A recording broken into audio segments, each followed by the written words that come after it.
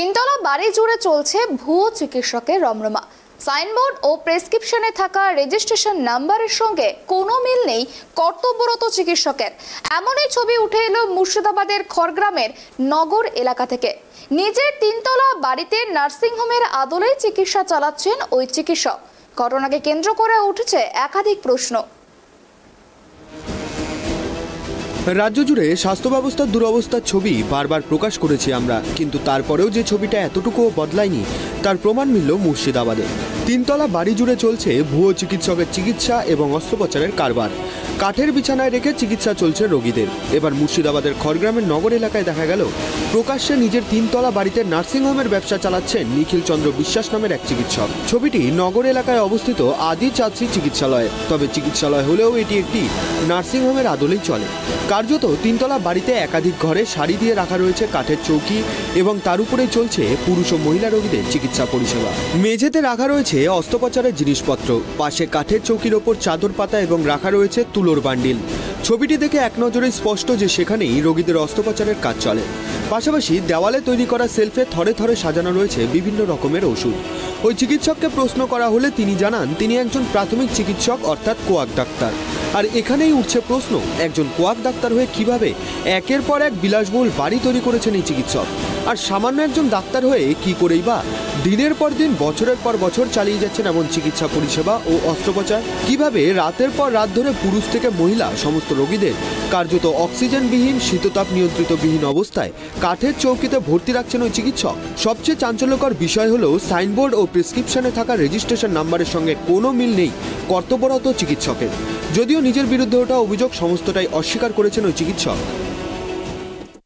এটা নার্সিংহোম না, আপনার তো এখানে রীতিমতো রোগীরা না, এখানে না, মহিলা রোগী থেকে পুরুষ রোগী এখানে সকালে আসে বিকেলে চলে যায়, এখানে কোনো রাত কাটার ব্যাপার। আপনার যে তিনতলা বিল্ডিং এ প্রতিটা ঘরে ঘরে রোগী শুয়ে চৌকিতে, এটা তো কোনো সিস্টেম নয়। আপনার তো অনেকটা বয়স হলো। না না, নার্সিংহোম তো নাই, এটা এখানে কোনো বেড নেই, কোনো অক্সিজেনের কোনো ব্যবস্থা আমরা দেখলাম না। কোনো রোগী এখানে অর্শ ছাড়া কিছু চিকিৎসা হয় না, আর চর্মরোগ কোন রকম জ্বর জ্বালা অন্য কোনো চিকিৎসা হয় না। আপনি তো অস্ত্রোপচার করছেন না, আমি কি বললাম, এখানে ইনজেকশন দিয়ে হাড়িসগুলো অপারেশন করা হয়।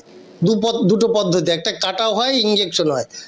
এখন তো নতুনত্ব যুগের এই কাজের জন্য আপনাকে বৈধ কিছু পারমিশন দিয়েছে যে আপনি এই কাজ? না, ইনজেকশন করব তাতে তো বৈধর কিছু লাগবে না। এরকম ভাবে আপনি নিজের একটি বাড়িকে নার্সিংহোম বানিয়ে কার্যত রোগীদেরকে নিয়ে যেটা করছেন, আজকে যদি কোনো রোগীর প্রাণহানি ঘটে সেই দায়টা তো সরকারের উপর পড়বে।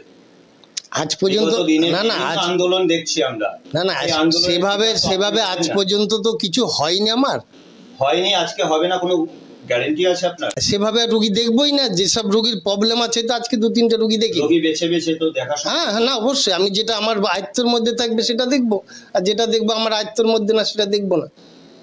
আপনার নামে তো একাধিক অভিযোগ উঠছে যে আপনি একাধিক রকম অস্ত্রোপচার একাধিক রোগের। না, কোনো রকম অভিযোগ না আমার বিরুদ্ধে।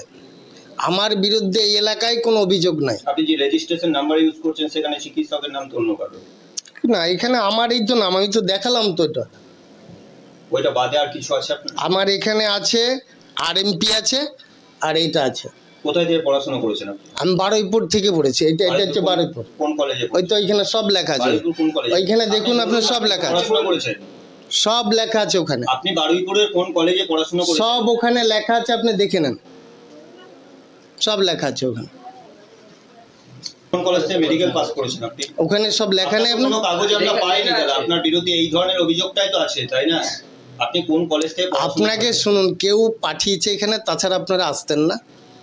কেউ পিছনে লাগিয়েছে, তাছাড়া আজ 50 বছর এই যাব এই মতো কেউ কিছু করেনি। আপনি কোন কলেজ থেকে পড়াশোনাটা করেছেন সেটা বলুন। বারুইপুর কোন কলেজ? কেন আপনি দেখতে পাচ্ছেন ওখানে? পড়ালেখা জানি না স্যার। আমিও জানি না। তাহলে তাহলে আপনি ডাক্তারি কি করে করছেন পড়ালেখা যখন জানেন? আপনি তো বলছেন আমিও জানি না।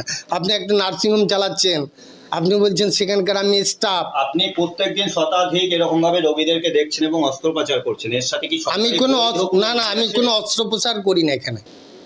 তাহলে যে পেশেন্ট গুলো শুয়ে আছে? এমনি শুয়ে আছে, ওরা বিশ্রাম করছে। এখানে কোনো অস্ত্রোপচার হয়। তবে কি মোটা টাকার বিনিময়ে প্রকাশ্যে এভাবেই প্রশাসনের চোখে ধুলো দিয়ে চলছে স্বাস্থ্য পরিষেবার অবৈধ কারবার? আদি চাঁদসি চিকিৎসালয়ের ছবি দেখে এখন উঠে আসছে এই প্রশ্নই। বিপুল পরিমাণের টাকা রোগীদের থেকে নিয়ে কার্যত এভাবেই প্রশাসন ও সরকারের নিয়মকে বুড়ো আঙুল দেখিয়ে চলছে অবৈধ চিকিৎসার রমরমা বাজার। এরপরেও কি টনক নড়বে না প্রশাসনের? নেওয়া হবে না কোনো ব্যবস্থা? মেলেনি এইসব প্রশ্নের উত্তর। মুর্শিদাবাদ থেকে সাগর মণ্ডলের রিপোর্ট, ট্রাইব টিভি।